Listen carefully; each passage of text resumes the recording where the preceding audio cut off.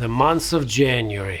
New Year's resolutions have already failed, and there is nothing to dull and awkward embarrassment but the good old entertainment. 2025 did not do a great job in this department. It had no oomph, no flair, nothing to scramble even remotely decent top 5 historical film list. If I absolutely had to choose one, I would have to go with Guillermo del Toro's Frankenstein. Even though the story technically is a dark fantasy steampunk, but it's just that good. Luckily, this year we have a lot more coming down the pipe, and I thought putting them all in one spot would be a good idea. First, we have an Italian TV series, Sandokan, which did air in Europe already, but we are getting it here in the US and Canada on Netflix just as we speak. It's about pirates, and pirates are great, pirates are fun, and the theme, let's face it, has been long overdue. The story is set in 1840s in Southeast Asia, and it follows the adventures of Malaysian prince turned pirate who manages to fall for an English aristocrat while being actively hunted by British government. So you get the picture. The whole concept is fictional, based on a series of Italian novels, but the show will have some real historical characters, like for example the main antagonist and British pirate hunter Sir James Brooke. Plus, it is always a treat to see less explored regions when it comes to period settings. Then, on March 1st, PBS Masterpiece will finally deliver us another French-Italian attempt on Dumas' iconic The Count of Monte Cristo, this time in the form of TV miniseries. Now, technically, this is an oldie as well, but I know how many of us who are not based in Europe have been patiently waiting for it. I did the trailer breakdown a while ago, so in order not to repeat myself, I will just say that it will be hard not to compare it to an excellent French 2024 film, and it also will be very interesting to see what angles, characters, and storylines this show will be able to cover, simply because it does have that luxury of time in its disposal. Now, this was merely a warm-up. Now, let's get into the real new stuff. And next on the release schedule is also a TV show, also full of British accents, but this time we are actually in a 19th century London, which is a perfect setting for mystery and crime. The series titled Young Sherlock will hit Prime Video on March 4th, and as the title suggests, will follow adventures of 90-year-old Oxford troublemaker who is destined to become the best fictional detective ever known. This is also an adaptation of the books, this time by British author Andrew Lane. Guy Ritchie is directing it, and as his latest project showed us, he is nowhere near to losing his touch. Based on the short trailer, I think it will be edgy, it will be witty and fast-paced show for quite a wide range of audience. Also, a young but well-experienced and I think charismatic cast is backed up by pros like Colin Firth and Natasha McElhone, who was absolutely brilliant in Californication. And so far, everything about the show looks like the game is really on. Next up, by a pure coincidence, I've got a film about another young fellow, but this time he is a real historical figure and, dare I say, even more legendary.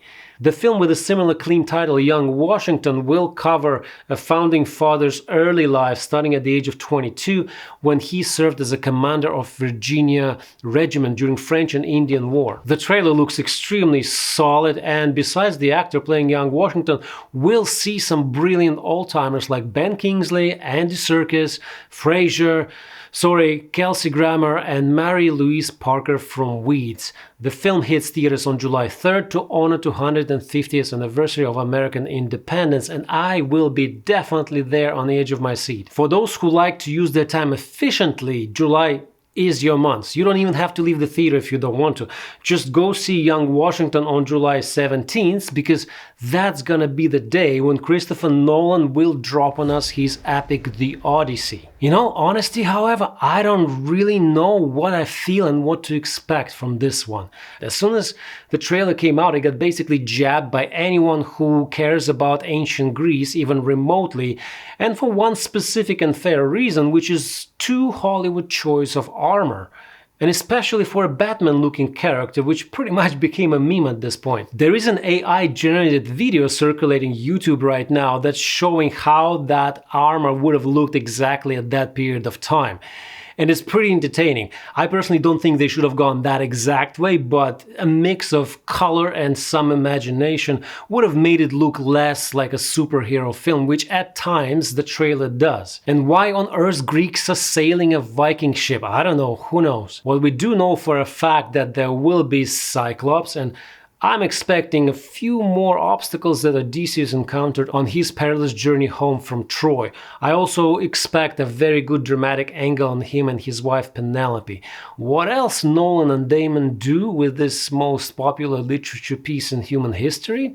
It's hard to say. The next film on my list does not have a trailer and its release date has not been confirmed yet, but we should expect it in the theaters at some point this year.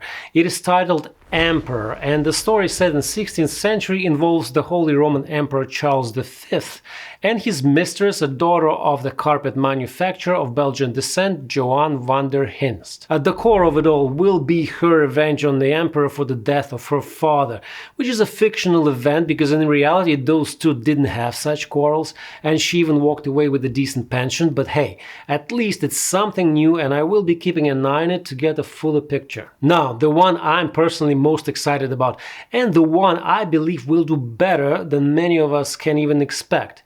Cillian Murphy returns as a Birmingham gang leader Tommy Shelby in Peaky Blinders: The Immortal Man.